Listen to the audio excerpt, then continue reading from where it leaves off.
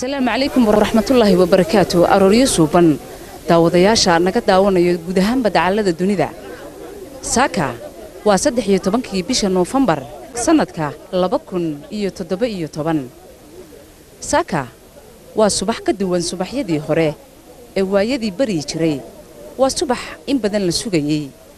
إن أي قبصونته دورش هذه اللحاد كدق ذا سحر حلالة أما هناك الديمقراطية dalkani jamhuuriyadda Soomaaliland 1991kii dalku markii uu la soo noqday xornimadiisa wuxuu soo maray heerar kala duwan doorashooyin kala duwan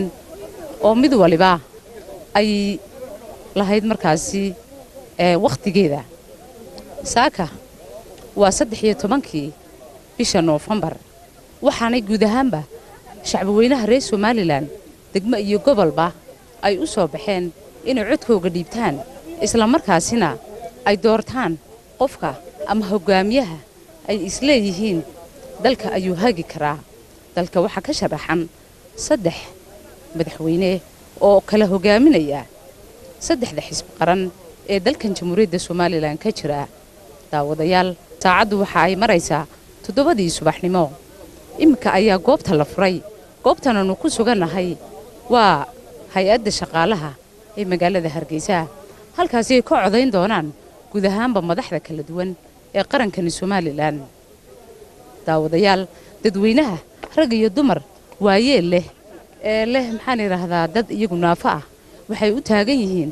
inay gutaan waajibaadkooda dastuuriga ah ee ah inay codkooga si toos ah u bixiyaan imika waxaanu taaganahay kadinka goobta ay dadku galiyaan ay ka codaynayaan hay'adda shaqaalaha qofkii ugu horeeyay ayaa galay isla markaasina waxaynu eegi doonaa bal qaabka uu codkiisa u dhiibtay iyo السلام عليكم ماما. عليكم السلام. ماما هل كان محاضر تمي؟ دا وحنا إمدينا حتى على إذا دولة الصومال الله حتى على إذا هذا كاركو حد سيء. نيم كود كسب حد قابتي وأنا تصاعد ذي بل كور رقابك أي شقاد وصل. ما شاء الله الله يبارك. سيلو وشق. سوى نكتب بالله وشق تدور بالله يسوع سارة. إلا يجنا حي بدوينا هسيد هذا نستان تاوين هاي ندافت إذا هذا. درين كور. ما شاء الله يا الحمد لله. dadweynaha reer Somaliland maxaad ku boorin lahayd gaar ahaanna cidda codaynaysa barnaamij live ayaad ku jirtaa maamo waxaan ku jiraa hooyana nabadgelyo ilahay inoogu bixiyo nabadgelyo safkarad wanaagsan markii kuugu horeysay ba maya mid walba waanu codeeyaan waayaad baad mahadsantahay maamo daawadayaal waxa goobta soo galaya mas'uuliyiin kala duwan mas'uuliyiintii qaranka ah hadda waxa soo galay oo gaariga ka soo degaya Cabdiraxmaan Maxamed Cabdilaahi Cabdiraxmaan Ciro waa musharaxa xisbiga wadani hadda ayuu gaariga ka soo degaya si uu guto waajibaadkiisa dastuuriga ah waayahay السلام عليكم هذه أد بنكو سلامين صباح ونكسن عبد الرحمن بالكون درينك هذا وساك وصوب حي وقت درينك هو درين فرحداد waxaan salaan u dirayaa shacbiga Somaliland meel kasta ay joogaan waxaan ku hambalyeeynayaa dhammaantood inay saaka u dareereen inay dhiibtaan codkooda doorashada madaxtooyada Jamhuuriyadda Somaliland anigoo ka mid ah muwaadiniinta Somaliland ahna musharax madaxweyne Cabdiraxmaan Maxamed Cabdilaahi Ciro waxaan ku faraxsanahay inaan ka qayb galay anigoo muwaadin ah codaynta doorashada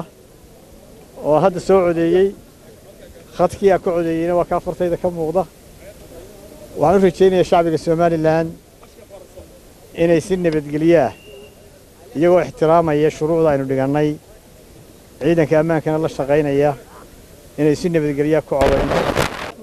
aad iyo aad baad mahadsantahay waxa soo galay injineer Faysal Carawaraabe subxaana wa ta'aala bini'aadamkii dawladda u baahneed in halka ay nagu dhamaato oo noqono tusaale wanaagsan oo adduunka dhan u tusaalaha caalamul islaam inagu daydaan doonayna insha Allah ta'ala fishankay waa ka inay Soomaaliya noqoto dayax adduunka u soo baxay caalamul islaam ay hortaanu doonay subxaana wa ta'ala maantana gacantiina ku jirtaa gacanta Ilaahay bay ku jirtaa kow xasbanallahu ni'ma wakiil حسبنا الله ونعم الوكيل حسبنا الله ونعم الوكيل والسلام عليكم ورحمه الله وبركاته نظامك wax loo dooranaya aad buu fiicantay la dhigay waan aad iyo aad baan qolada commissionka aan u amaanaya madaxweynaha tagayna waxaan leeyahay madaxweynaha nasasho fiican ku siiyo ilaahay gacantaada dalkaaga nabadgelyaha ku dhameeyo waan ku ducaynaynaa waa waajibka wal qaadatay taasi taariikhda geliso kale waa ku macsalaameynaa السلام عليكم ورحمه الله وبركاته hal su'aalan ku weydiiyo waa telefishinka qaranka oo si live ugu maanta amniga dadku waxay u soo dareereen in ka badan 1200 oo goobo cod bixineed bal ka waran amniga ilaa imika dhamaanba gobolada iyo doorashooyinka inaad si wanaagsan bay u socdaan waxa ku yiyada lagu jira maanta oo ay tahay 13 November 1642 goobood ayay dadku u dareereen oo goobood intuba si nabadgelyo u socdaan si wanaagsan bay u socdaa ilaahayna hay noogu dhameeyay nabadgelyo way wasiir waxaan ku weydiinaynaa in badan baad u soo taagneed guud ahaanba Somaliland qarannimadeedu maraaxilkii kala duwaneed ay soo martay bal ka waran aad iyo aad bay wanaagsan tahay maalinba waxbaynu ku daraynaa waynu kordhinaynaa halkaynu ka soo bilownay xaaladdu halkay taagneed waad garanaysaan waxaan u maleynayaa inay yar baad aad u garan mayside laakiin waxay maraysaa Somaliland dee meesha la muhanayo meesha Afrika tan oo kale aanay ka dhicin dalalka badan intooda badan ama caalamka intiisa badanba madaxweynaha jamhuuriyadda Somaliland maanta oo ay bishu tahay 13 November 2017 wuxuu dhiibtay codkiisii dastuuriga ahaa ee madaxweyne ahaan xaq u lahaa isagoo madaxweynuhu ka codeeyay goobta cod bixinta ee markii hore uu iska diiwaan galiyay oo ahaa xarunta shaqaalaha warbaahinta qaranka jamhuuriyadda Soomaaliland ka hawlgala kuwa gaarka loo leeyahay iyo kuwa dawladaba waxaanu idinku bogaadinaynaa sida xilkasnimada leh dal jacaylka leh muwaadinimada leh ee hawlaha u gudanaysaan بإذن الله الكريم أنت إنوجا هدي سعوت عود بحنتنا وحن جعلها إن لا دوره أنشحة هي أسلوبته أي إنه سود جيان كوميشن كدور شوين كقرنكو وبالله توفيق إذن كنا عاد بدو ما سنتين بسم الله الرحمن الرحيم الحمد لله رب العالمين إلهي ما هذا إله ما تدلك النبض قب يواناك يهرم مرين iyo doorasho aynu madax cusub dooranayna ilaahay intaaba ina siiyey baa mahadle ilaahay waxaynu ka rajaynaynaa inuu wanaagga inoogu dhammeeyo nabadda ilaahay waxaan ka rajaynayaa inuu qoto doorasho khayr leh oo dalka hore u maraysa oo wanaag inoo horseeda aan inaba wax turxaan inoo keenin ilaahay baan taa ka baryaynaa maanta anigu dadka waxaan la qaybsanayaa farxadda iyo dareenka sare codbixiyaashu ay ku dooranayaan madaxda dalka maanta aad iyo aad baan ugu faraxsanahay dareenkaygu wanaagsan yahay dadka codaynayana aad iyo aad ayaan u hambalyaynayaa waxaan ku hambalyaynayaa dulqaadka safka ay taagan yihiin cadceedda si ay u soo kal laheed dhallinyarada shaqaynaysa waan hambalyaynayaa da'da yar ciidamada qalabka sida ee kala duwan ee ilaa xuduudaha nabadda inoo xidhay ee inoo ilaalinaya goobaha aad iyo aad baynu ugu mahadnaqaynaa qolada miidiyaha oo maanta aad iyo aad u aabulan oo si wadannimo u shaqaynaysa iyagana waa mahadnaqaya soo koob Soomaaliland oo soo wada mahadnaqaysa ilaahayna wanaag bay ka doonaysaa insha Allah waxaanu dooran doonaa madaxweyne cusub saddex murashaxabaas ayaa jooga kii soo baxa waa hambalyeynaa anna waxaan isleeyahay dhammaan codka u badan oo heli doontaa insha Allah intiina waxaan ka rajaynayaa inay codaysaan waraaqad yar ii turtaan intiina taagan ma yaridine kuway maqlayeen waxa leeyahay codka igu roonaada haddii alla yidhaahdo dalkuna nabad buu ahaanaya warwarna ma jiro ragga sharaxanina waa rag wada odayaala dalka danaynaya aan loo baqaynin aad iyo aad baa u mahadsantihiin insha Allah guul baan noo rajaynaya daawadayaal waxaa goobta asaguna inagu siiyay warbixin ka hadlaysa doorashada iyo jawga saaka ay codbixintu u bilaabantay mudane muuse biixi cabdi oo ka mid ah musharaxiinta saddexda ee ku tartamaya amaba ku loolamaya doorashada maanta codbixinteeda aynu u taaganahay daawadayaal jawiga waad arkaysaan in si nabadgelyo ah gudoomiyaashii madaxweynihii qaranka bulshadii kala duwaneed inay si nabadgelyo ah oo farxad aad iyo aad u weynaya ay ka muuqato u codaynaya isla markaasina ku faraxsan qoraxda oo saaka aad u kulun inay taagnaadaan tan iyo intay codkooga dhiibanayaan daawadayaal barnaamijkeenu wali wuxuu si layfa idinkaga imanaya hay-adda shaqaalaha dawladda xafiiska ku yaala ee codbixinta ee ay dadkooda codbixintooda ay ku dhiibanayaan meesha waa la isugu yimid laguma kala maqnaa suxufiyiin abwaano bulshada qaybaheeda kala duwan sidoo kale dad goobjoogayaal caalamiya daawadayaal waxa halkaas idinka muuqda sacab mushaxarad iyo sawaxana lagu sii sagootimayo gudoomiyaashii halkan ka codeeyay ee saddexda ahaa oo baxay sidoo kale madaxweynaha jamhuuriyadda Soomaaliland oo codkiisa dhiibtay isaguna waa imikuu sii baxay daawadayaal guusha Soomaaliland waxa aynu rajaynaynaa inay ku xidhan tahay dadka ama bulshada Soomaaliland siday ugu soo baxaan codbixinta iyo sida ay codkooga u dhiibtaan iyagoo nabadgelyada ilaalinaya iyagoo qarannimada ilaalinaya iyagoo ilaalinaya qaran Soomaaliland oo mida aad iyo aad baad u mahadsantihiin sida aad ula socotaan ilaa imika barnaamijkeena sida tooska idinkaga imanaya caasimadda Soomaaliland hadda waxa barbarkayga bidix soo istaagay Xasan Dhuxulaab Saalax waa abwaan aad wada garanaysaan in badan wax badan u soo joogay runtii doorashooyinka Soomaaliland tixiyad raabna runtii dareenkiisa abwaannimo ku muujiyay maxaan radaa maraaxilka kala duwan bal hadda Xasanow saaka waxaad u soo jarmaaday goobtan oo aad codkaaga ka dhiibanaysay dareenkaaga ka waran iyo doorashadan saaka sida ay u socoto doorashadu si fiican bay u socotaa ilaahay mahadii weeyii in dadku ay u bislaadeen inay codeeyaan oo laymanka iyo kuyada si habsamay u taagan yihiin oo wax ilaahay lagu mahadnaqo inay nabadgelyo ku dhacdo ayaa iyaduna wax ilaahay lagu mahadnaqo waxaan arkaa dad bislaaday waxaan arkaa dad midaysan waxaan arkaa madax iyo mas'uuliyiin qarannimada Soomaaliland heegan u saddexda tartamaya midun ba fadhiisanay ka fadhiista waxaan kula dardaarmayaa nimanka uu ka badiyay inuu soo dhaweeyo ixtiraamo meeqaamkii milgahay leeyihiin siiyo ka soo baxana waxaan leeyahay labada haran waxaan leeyahay inay tanaasushaan oo aqbashaan oo natiijada ku calool samaataan ayaa ka muhiimsan wax kasta xasan maxaad ka filaysaa doorashada codbixinteeda inuu taaganay saaka horta waxaan ka filayaa inay nabadgelyo ku dhacdo wixii carshiga ka qoranna ayo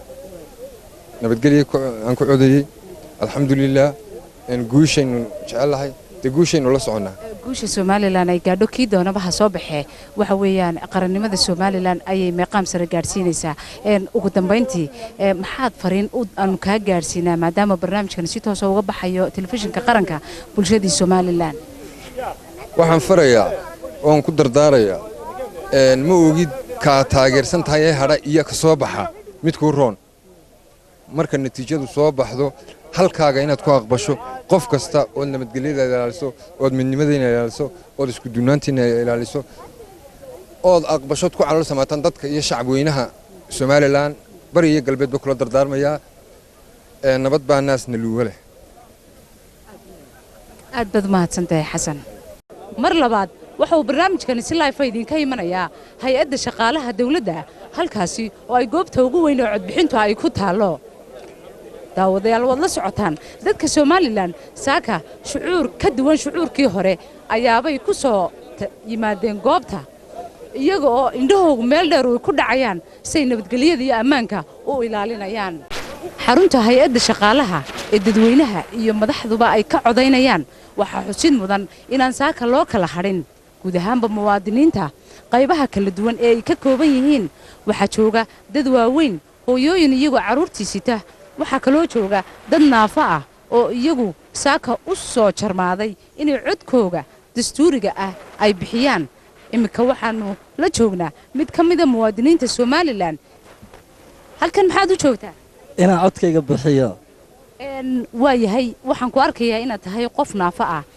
laakiin saaka subaxdii horeba yimid bal dareenkaaga ka waran iyo doorashada saaka aynu u dareerayno dareenkayga aad buu u wanaagsan yahay ummadaas la qablaa inaad codkayga dhiibto muwaadinimo awgeed wali codkaaga ma bixisay hadda karbay imika wali waan diyaar garoobay imika waxa weeye dadkii waaweynaa iyo dadkii naafada ahaaba waa la sii daynayaa wali xagga codka ma u kacday ma imikan u kacayaan diyaar garoobay waa yahay maxaad ka filaysaa doorashada saaka aad codkaaga dhiibanayso inay ka soo bixi doonto natiijo wanaagsan oo ummadda u wada siman tahay aad iyo aad bad mahadsantahay daawadayaal kayuugu aad ayuu u dheer yahay saacadduna waa 8:00 subaxnimo waad arkaysaan ilaa halka uu gaadhayo hay'adda shaqaalaha kadinkeeda ilaa iyo laga gaadhayo wadada wadnaha ee hormarta hay'adda shaqaalaha dawladda daawadayaal bal imikaan eego muwaadiniinta kala duwan ee halkan iyagu taagan iyo dareenkooda doorashada saaka walaaleenan codeeyo ka waran hore ma u codaysay 3 jeer hore aan codeeyay doorashadan iyo doorashadii hore maxay ku kala duwan yihiin waxay ku kala duwan yihiin waxaan jireen ku celceshigii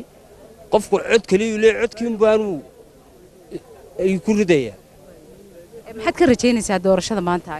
wallaahi anigu saddexda musharax mujtamaca xal u sheegaya kii ilaahay soo samadaa laga doortaa kii ilaahay qorun baana fuuli doonaa saddexda musharax isku kaayimid saaka subaxii hore ayaad halkan u soo jarmaaday bal ka waran jooga ee magaalada intii aad soo dhex socotay waxaynu la soconnaa in dhammaanba meheradihi ay wada xidhan yihiin oo dadkina ay goobihii codbixinta u dareereen maxaad indhahaaga ku arkaysay intii aad soo socotay waxaan indhahayga ku arkay dadkoo salaada subax markii laga soo baxay soo qulqulaya dadka qaarkoodna ay ka horreeyeenba dareenkaygu aad buu khushuuci baa ku jirta codkayga inaanu bixinno si nabadgelyaana ay noogu dhammaatay ayaanu ilaahay ka filanaynaa aad baad mahadsan tahay aynu hore ugu sii soconno halkan waxaa taagan rag odayaala iyo weliba dhallinyarada aan ugu horrayn ugu dhiibo axmed bal ka waran saaka halkan maxaad u timid waxaan u yimid inaan madaxweynaha ku habboon ee qaranka hagi kara inaan u codeeyo doorashadan iyo doorashooyinkii hore ee aad soo gashay maxay ku kala duwan yihiin waxay ku kala duwan yihiin marba doorashada aynu gallayn ka gudubno waxaynu u dhowaanaynaa aynu buuxinaynaa hannaankii mar walba laynaga rabay in dawladnimadeennu ay mar walba sii adkaanaysay markaa taasaa keenaysa mar walba rajada ummadaha caalamku ay naga qabaan ay tahay marxaladdaasaynu haddana u maarayno innagoon dawlad inaga caawin dalal shisheeye naga taageerin iskeen inaynu kaga gudubno xaaladaha noocaas waa yahay hore aan ugu sii socdo waayeelka iyaguna ku jira ama wadaada dhexe ku jirta safka walaal halkan maxaad u timid walaal waxaan u inaan codeeyo marka waana ku faraxsanay inaan codeeyo waana tii saddexaadan codeeya anugu marka lagu daro tii gooni istaagga Soomaaliland iyo labadii madaxweyne ka horreeyay ku xigay iyo tanokii saddexaada aad baan ugu faraxsanahay kii soo baxana waa walaalkay barnaamijkan waxa aynu si toos ah loogala socdaa dhammaanba daafaha dunida telefishinka qaranka maxaad bulshada reer Soomaaliland aad oran lahayd waxaan oran lahaa qof walba kii soo baxa waa walaalka nabadgelyo ku codeen nabadgelyona ku hooyo nabadgelyadana inoo ilaali adduunka waxa lagu horumaraa waa nabadgelyo qofku hadduu nabadgelyo waa inuu horumaro taasna ummadda Soomaaliyeed aad baad mahadsantahay waa yahay imikana aan hore ugu sii soconno waxa barbarkayga bidix taagan aabba ka mid ah aabbayaasha Soomaaliland ee halkan codkooga ku dhiibanaya ka waran dareenkaaga wallaahi anigu aad iyo aad baan ula dhacsanahay sababta waxay tahay waxaan ka imid xero awr xagga shishe marka waxaan ka fikiraya inaanan lug ku gaadhaynin hase ahaatee markiiba liftay baan helay waan soo baxay halkana 2 daqiiqa la igu dhameeyey marka aad iyo aad baan ula dhacsanahay doorashadan maxaad ka filaysaa khayr baan ka filayaa magaciisa istaxawidi cali waa yahay magaca injineer cali cabdi ceelaabe anuu waxaan ahaa raggii diyaaradaha berigii dawladda hore faqashkiisa waa yahay waxay ku dhacay faalijeena waa yahay injineer ilaahay ku caafiyo waa markii imisaad aad codayso waxa weeyaan dhowr bay ahayd intii dhacdayba waan codeeyey waa yahay injineer ceelaabe waxa aad la soo shaqayn jirtay dawladdii Soomaaliya ee waagii 1991 intii ka horeysay maanta dalka Soomaaliland waxa uu ku sugan yahay heer uu ku galo doorashooyinka si dimuqraadiya qof iyo cod qof iyo maaragtay uu foodkiisa bixiyo bal ka waran marka aad isbarbar dhigto waagaasi hore dawladda aad la soo shaqaynaysay iyo Soomaaliland tan curdinka ah ee 27 sanadood jirtay maaragtay talaabooyinkan ay ku talaabsatay oo horumarka ah horta wax meesha la iska nabdiga ma yaalaanba waxa weeyaan tii hore anagu markaanu joognay nin uu baa sidii muqaddas ku lahaa waa hebel waa siyaad barna utuba uu baa lahaa laakiin dad wax dooranaya iyo dad qowlkooda ku hadlaya iyo qof hadalkiisa qiimaynaya oo la eegaya iyo mid dad baan la soo barin marka waxa loo hayo looxyo ordaya u dagaalamaya shakhsi u dagaalamaya waa yahay injineer ceelaabe bulshada ku daawanaysa maxaa tala la wadaagi lahayd maadaama tahay waayeel wax badan u soo taagnaa xaaladda kala duwan ee Soomaaliland anu aad baan u faraxsanahay halkaa iga soo horjeeda inuu gudna yar lacag ka qaata waan imaadaa halkaasaa ka qaata waxa igu dhacay diyaaradaha lahaa airportka Galbeed baa joogay markaa faalijeer baa taabtay marka halka hawlka baa la igu soo qoray marka aniga riya ila tahay waxani maxaa idlamadaydii baa maanta wada shaqa kuwani hawsha wada marka waxani iyo doorashadan iyo waxaad weydiinaysa riya bay ila tahay waa yahay ceelaabe waad arkaysaan dareenkiisii shucuurkiisii ayaaba runtii aad isku bedelay waa uu ilmaynayaa farxad darteed ceelaabe bal ka waran ugu dambayn su'aasha ugu dambaysa madaxweynaha soo socda maxaad u rajaynaysaa waxaan u rajaynayaa labada annagii baa nabadda doonaynaa annagii baa go'aanka samaynaa annagii baa dhigayna la xukumaya hebelow baanu leenahay laakiin kii hore ma jirin mala arkaynin nin buu ahaa reeruu baa haystay marka wax horta la isku keena maaha waxaa la barwaaqaa lanu rajaynaa sababta waxay tahay waanu u go'aannahay annagiiba diyaar waa inaanu shaqayno carruurtooda ka shaqayna carruurtiina maanta professor iyo jaamicada inoo marayaan marka waxaanu sheegi karna maaha inta dalaadadba waxay nagu yahay injineer ceelaabe aad iyo aad baad u mahadsan tahay barnaamijku daawadayaal wuxuu si live wali idinkaga imanaya hay'adda shaqaalaha dawladda oo aynu rajaynayno in ay iman doonaan madaxweynihii iyo madaxdii kale asxaabta ee la sugayay daawadayaal dadka reer Soomaaliland shucuur iyagoo dareemaya farxad markii saddexaad ee ay codkooga si xor ah ugu doortaan madaxweyne ay iyagu codkooga siiyeen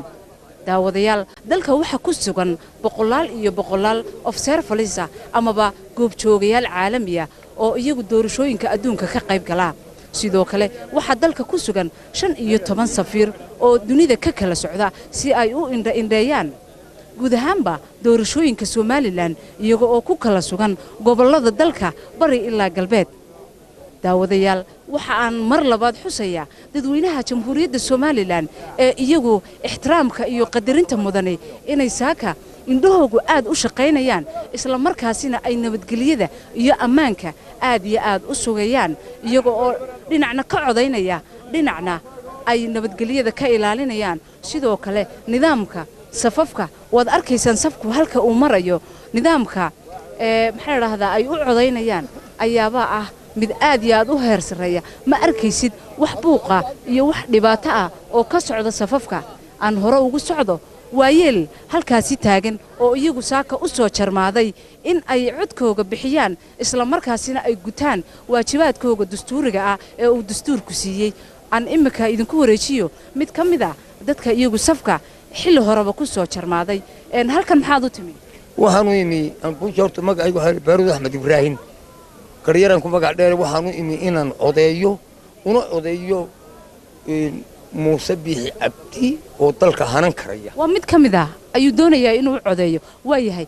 doorasho hore ma soo gashay doorashooyinkii hore iyo doorashadan saaka aad u taagan tahay maxaa dareemi kartaa ee farqa u dhaxeeya aad iyo aad fadl weyn u dhaxeeyo ka qiimo badan tay wixii hore oo dhan mahadsantahay waa yahay aan hore ugu sii socdo muwaadin kale oo isaguna ku sugan goobta codbixinta assalaamu calaykum marka hore halkan waxaan u imid inaan doorashada codbixinta madaxweynenimada halkan ku galo labada doorasho markaas ku waqti ku horan soo maray kuwani aad bay u kala qiimo badan yihiin uguna kala casrisan moogta waxaan ku rajoonayaa in si nabadgelyo noogu dhamaato insha Allah waa yahay dadweynuhu sida ay tiraabayaan waxa ay masaka yihiin in ay ugu hiliyaan codkooga qarannimada dalkani jamhuuriyadda Soomaaliland oo maraysa heerkii ugu wanaagsanaa iyadoo oo maraaxil kala duwan ka soo gudubtay maantana maraysa heer ay codkooga iyagoo xora ay dhiibanayaan yar iyo weyn iyadoo aan lagu qasbayn qofka ay u codaynayaan waa yahay daawadayaal barnaamijku wuxuu si live idinka imanayaa sidan horeba idinku sheegay hay'adda shaqaalaha dawladda xafiiska ku yaala ee laga codaynayo halkan safku aad buu u dheer yahay aan ku wareejiyo mikrofoonka mid ka mid ah oo aan weydiiyo dareenkiisa ku aadan doorashada iyo codka uu bixinayo waa wiil dhalinyaro ah ee dareenkaaga ka waran wallahi aad iyo aad buu ku wanaagsan yahay doorashadii man dooranay madaxweynihii insha Allah dee kale in waliba sheegi maayo dee ku aboon yahay khaasma insha Allah ugu ridi doona hore ma u codaysay meeyo wallahi dee doorkan bay ugu horeysay doorkii koobaad ah duulahay raahdo maxaad ka rajaynaysaa doorashada dabadeed insha Allah dee ninkii wax noo qaban karayo waxna noogu balan qaadaya ninkaas ma nagu codaynaa insha Allah bulshada Soomaaliland gaar ahaan dhalinyaro baa tahay dhalinyarada maxaad halkan fariin uga gudbin lahayd inay dhamaantood codeeyaan oo fariisan oo ka qayb galaan codbixinta insha Allah ka dhacaysa saaka oo bisha tahay 13 insha Allah inay ka qayb galaan doorashada way daadadu way imsad ku qiyaasi lahayd aduu in kastana la sheesheeyay aduu 21 bay tahay doorkan insha Allah 22 say u qoran kaarka doorashada yahay waxa tahay qof majoor oo qaangaar ah isla markaasina gaari xilligii codka uu bixin lahaa aad iyo aad baad u mahadsan tahay aan hore ugu sii socdo wiilka kale waxoogaa waa ka yar daawo yahay bal dareenkaaga ka waran ku aadan codka aad saaka bixinayso wallaahi runtii horta aad iyo aad baan ugu faraxsanahay saaka inaan codayno saaga shantii baanu soo baxnay sidii baanu taaganay kuyuga adeedana waa iska kulusha wada aragtaa waanu nasiibkaygaanu qaadanaa markaanu galno meesha cidaanu codkayga siinayna insha Allah tacaala waa yahay barnaamijkani wuxuu si live ah idinka imanayaa hay'adda shaqaalaha dawladda waxaa kamaradaha inaga hagaya Khadar Habiib Cismaan oo isagu aad ugu hawlan aan mar dambe aan mar kale u soo noqdo gabadh ka mid ah dumarkii soo codeeyay ee iyagu nasiibka u helay inay imikaba codkooga dhiibtaan ka waran codkaaga seed u dhiibtay codkayga si fiican baan u dhiibtay goobta markii aad gashay maxaad kala kulantay waxaan kala kulmay wax farxad leh aad iyo aad u wacan si wacanna way u socotaa ma sha Allah muwaadiniin xaqatiin muwaadiniin wanaagsan baatiin kuwada sida waan idinku mahadnaqaynaa haddee waxayna soo dhex mareen intaynu shaqadan ku soo dhex jirnay naga raalli ahaada raaligelin baanu idinka siinaynaa waddanka maanta 1642 goobood buu ka furan yahay codbixintii oo dadkii ay codbixintii u dareereen safaf dhaadheer ku jiraan dul qaadanayaan is-ixtiraamayaan isqadarinayaan ay doonayaan inay gutaan xaqoodii dastuuriga ahaa ee ahaa ama ha lagu doorto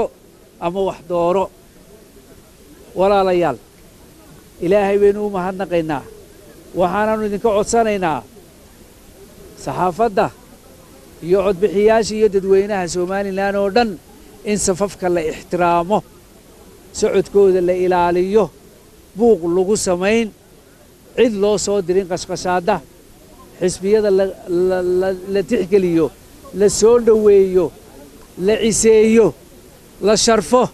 waayo waa astaan aynu leenahay oo aynu kaga hormarnay afrika dhammaan guud ahaanba ma dhacdo afrika 3 murashaxoo halkaa keligood socda oo doorashadii ku ridaya ma dhacdo tanay ka dhacday adduunku wuu arkaya ilaahayna wuuna arkaya waxaanu ilaahay ka rajaynaynaa inay tanu inoo horseedo inaynu noqonno hormoodkii afrika xagga horumarka waad mahadsantihiin guud ahaanba komishanka doorashooyinku waxa ay ku hawlan yihiin sidii ay dalka ugu qaban lahaayeen doorasho xor oo xalaala muddadaasi la magacaabay ilaa tan iyo maanta waxay ka shaqaynayeen sidii ay maantoo kale ay u iman lahayd waayahay siciid muddo ayaad soo shaqaynayseen oo aad ka shaqaynayseen komishanka si aad maxaan idhaahdaa ay dadku u heli lahaayeen doorasho xol oo xalaala saaka waxaynu joognaa gobodii waa maalintii aynu muddadaasoo dhan u soo soconnay bal ka waran jawiga saaka iyo doorashada dee waxaan u malanayaa nimco indhahaagaa ku macallina goobo badanna waan soo maray anigu saaka subaxii horeeto si fiican bay uga socotay halkanna waad iga arkaya waa gurigii shaqaalaha gobolkan Marojeex oo anigu aan xagga komishanka mas'uul uga ahayna goobihii oo dhan intii aan ognahay waxaana soo gaadhay inay si fiican uga bilaabatay gobolada oo dhanna waa naga soo gaadhay iyada qudheedu oo xaruntayada ah communicationka ama isgaarsiinta ayaanu iyadana la xiriirnay oo loo goob walba la soconaysa wixii problem oo dhacana goobahaasi iyaga halkaas la soo hadlayaan marka alxamdulillaah rabbil caalamiin saaka waxaan ku faraxsanahay in goobihii ay ka wada bilaabatay 1642 goobood dalka oo dhan iyo intii 300 iyo ka badnayd ee ka koobnaa gobolkani Maroodijeex dhammaantood way ka wada bilowdeen alxamdulillaah rabbil caalamiin waa wax lagu farxo oo lagu faano ayay maanta inoo tahay goobaha faraha badan leh ee dadku ay codkooda ku dhiibanayaan ee guud ahaanba dalka ku yaala bal ka waran sida ay dadku ay ugu soo baxeen wararka idinka soo gaaray wararka naga soo gaaraya waxay sheegayaan in dhammaan dadku safafka sida halka loo taagan yahay u taagan yihiin in dadku ay ixtiraamayaan oo ay qadarinayaan wax dhibaato oo safafka ka dhacayna ilaa imikadaasi ma jirto nama soo gaadhin siciidana wax raqaalada idinka hor yimaadeen intii ay tagayeen maxaa shaqaalahiina doorashadu ee goobihii loogu talagalay maya wax raqaalada naga soo gaadhin alxamdulillaah rabbil caalamiin wax yar yar oo gaari meel galay oo roob ku da'ay oo laga saaray markiiba iyada waxaas wax la sheegi karo maaha laakiin alxamdulillaah barwaaqaba meelaha qaarkood ka dhacday laakiin wax dhibaato ah oo weyn oo aanu isnaano maanta waxaasaad sheegi karaysaan oo wax ka xumaadeen aba yaratay ma jirto alxamdulillaah rabbil caalamiin way siciid cali muuse barnaamijkeenana wuxuu si toos ah uga baxayaa telefishinka qaranka jamhuuriyadda Soomaaliland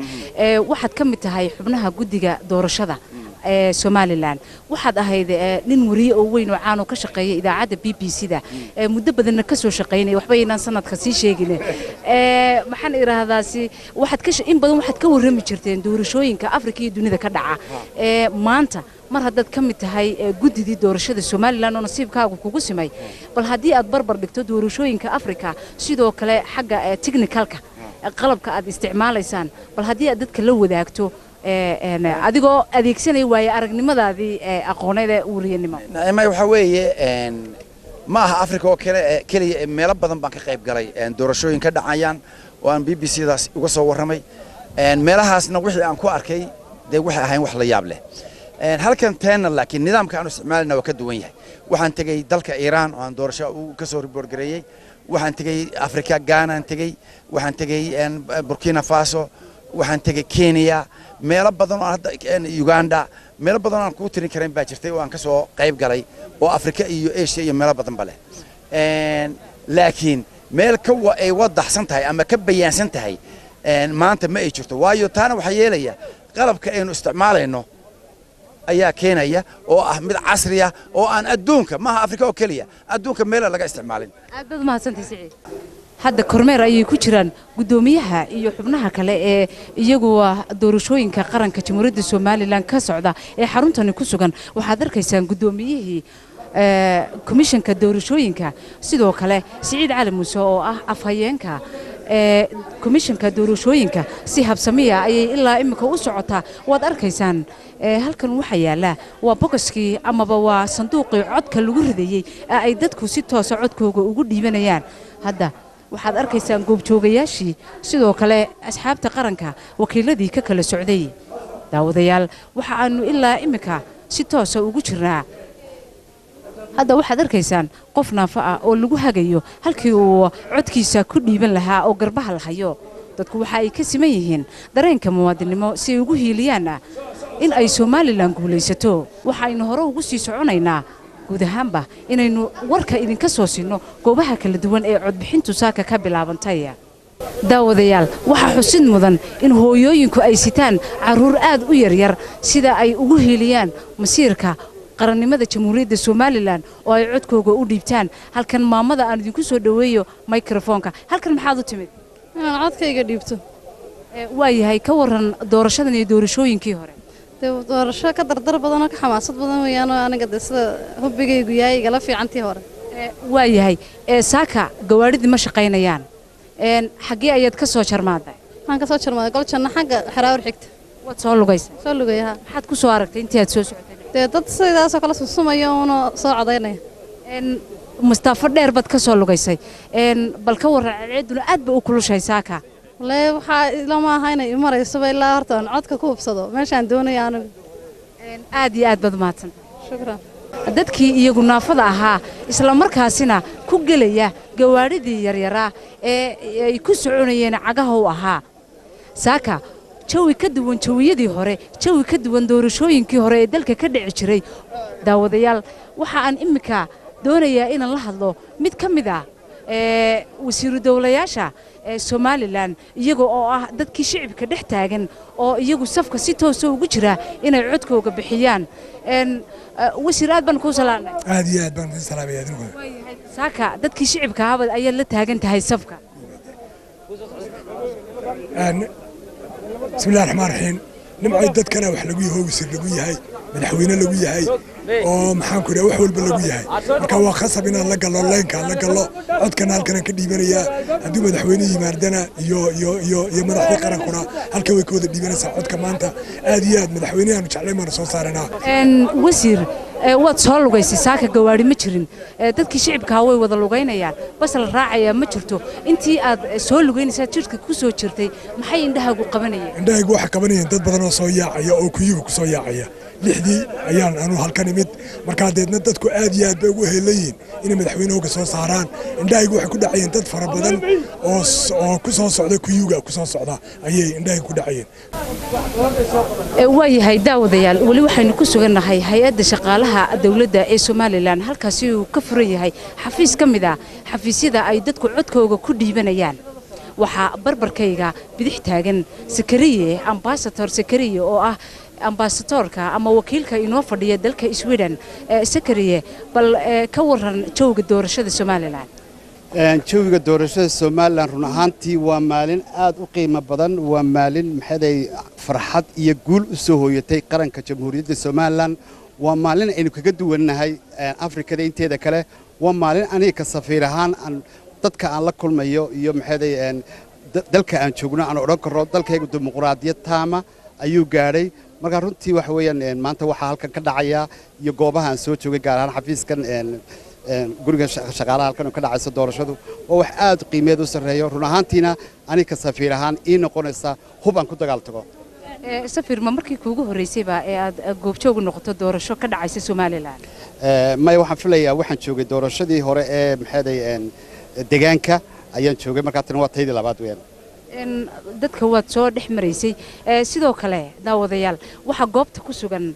shicib fara badan sidoo kale madaxda qaranka dad muxtarim ku ah qarankan jamhuuriyadda Soomaaliland waxa ay barbarkayga midig hadda soo istaagtay Dr. Adna Aadan Ismaaciil oo ka mid ah dumarka aqoon-yahanka ah ee reer Soomaaliland isla markaasina u soo joogtay maraaxil kala duwan oo dalkan jamhuuriyadda Soomaaliland uu soo maray saakana waxa ilaahay ku simay Dr. Adna Aadan inay goobjoog ka noqoto isla markaasina ay codkayga ku dhiibato